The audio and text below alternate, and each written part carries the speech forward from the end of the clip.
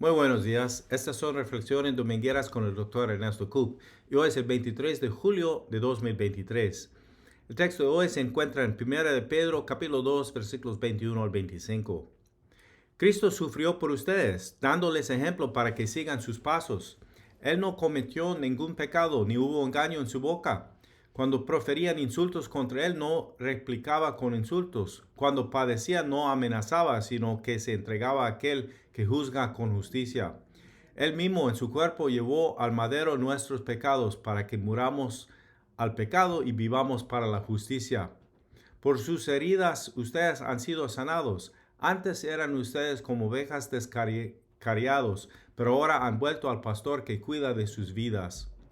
El texto de hoy en la carta de Pedro sigue muy de cerca el texto en Isaías que vimos la semana pasada.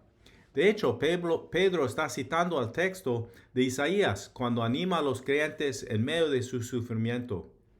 Entonces, el sufrimiento de Cristo es un paradigma de la experiencia cristiana.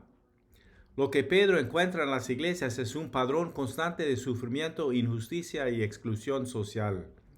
Sin embargo, él exhorta a las iglesias de someterse aún bajo estas mismas circunstancias y basa esa exhortación de aguantar injusticia en la vida propia de Cristo.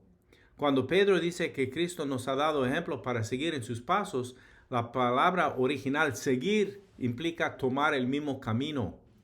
El llamado al cristiano a una vida de sumisión no es condicional. El hecho de que otros no vivan conforme a este llamado de Dios no nos libera de nuestra responsabilidad de someternos a este mismo camino. El mismo Pedro que había reprendido a Jesús en Mateo 16, versículo 22, cuando Jesús comenzó a hablar sobre su próximo sufrimiento y muerte, ahora entiende no solo el sufrimiento de Cristo, sino también lo normal del sufrimiento del que sigue a Cristo como su discípulo.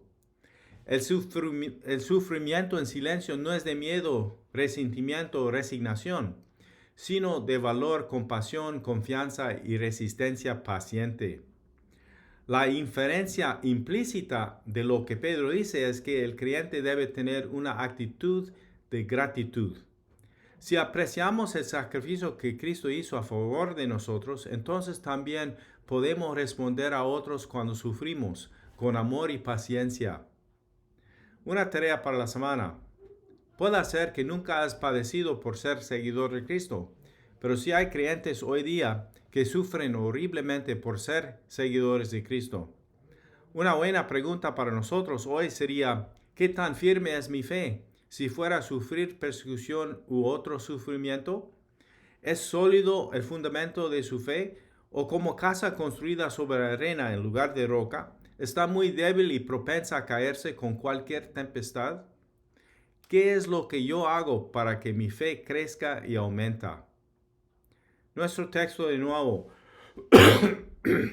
Cristo sufrió por ustedes, dándoles ejemplo para que sigan sus pasos. Él no cometió ningún pecado ni hubo engaño en su boca.